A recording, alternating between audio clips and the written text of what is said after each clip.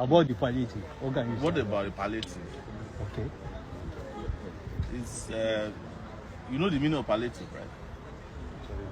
Palliative is meant for handling diseases that you don't want to cure.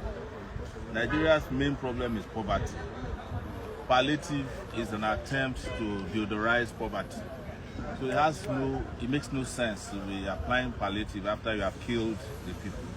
In fact, it's a medical terminology that is often used, and the full use of it is called palliative care, and that is end of life care. So when you start applying palliative to your citizens, you are saying that they have reached the end, they cannot be saved anymore.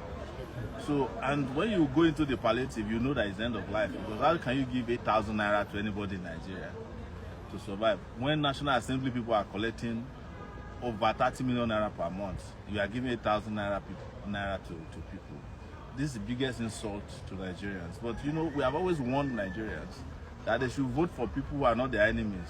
So when you vote for enemies, or you allow your enemies to bring themselves into office, this is what you get. You are going to get worse than palliatives. Worse. You haven't seen anything yet with what this Tinubu came to do. By the time it's done with Nigerians, remember when I told you that a revolution is the solution? Ruben, I've never said I'm against borrowing. I said I'm against reckless borrowing. I'm against borrowing for consumption. Okay. Let's be more analytical in this. We have borrowed in Nigeria from 2000, call it from 2008 to date. We've been able to borrow where our debt have now increased to almost $100 billion. Ruben, what can we show for all this debt? And to show you that the debt was reckless and for consumption, it never impacted on our growth. It's a simple thing. Ruben, it's a very simple thing. Ghana is borrowing. Kenya is borrowing. Every other country, let me not go far. In 2010, Ruben, the GDP of Ghana is $32 billion. 32 billion. This is Ghana.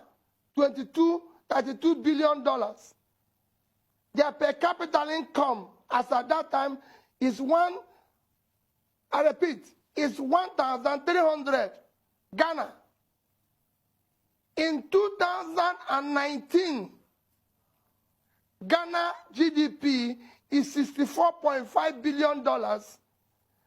Their per capita is 2,200. So within this period, their economy their GDP have doubled. In Kenya, it's a similar situation. Kenya have moved from $40-something billion to 87. Their GDP have moved from 900, and their per capita have moved from 950 to 1,700. That is a country. In our own case, as at 2010, when we started reckoning all this borrowing, our per capita was 2,300. Today is 1,920. So something is missing. We're borrowing money. The more we borrow, the worse our economy, which means we're not investing this money. When you borrow for consumption, you're hurting the economy more. I'm not against borrowing. But let's have a business case where we must borrow money. Let's have a convincing situation. You don't just get up in the morning and be borrowing money anyhow. They say they won't share money for 12 million Nigerians. Yeah. They won't even increase inside the money. House of Assembly get their own. What? House of Assembly get their own. Saying then the remaining one, palliative 12 million. Then for agriculture, for what they call them, for flood. As in the same old system. As in the people don't get shame again. As in, and I even wonder, some people will even come out for television, they speak English, and they even feel say people they listen. I don't even understand people when they listen this kind of thing. For 8 years, Buhari stay, then they renovate refinery. Which is spoil the 4 Nigeria refinery at the same time. Don't be to build though, renovate. Motorway they drive way spoil. Just to repair. 8 years. Tinubu don't enter. Fuel subsidy. He is going to use 500 billion for palliative. Waiting happen to refinery. Before they remove this subsidy, before Buhari come out, they come and tell us whether between January, February, May, say the refinery go work. Before this person left, say don't finish, go work. Now we don't start again. 500 billion, and that is how they are going to pay this 500 billion for 8 years. She go come out for 8 years.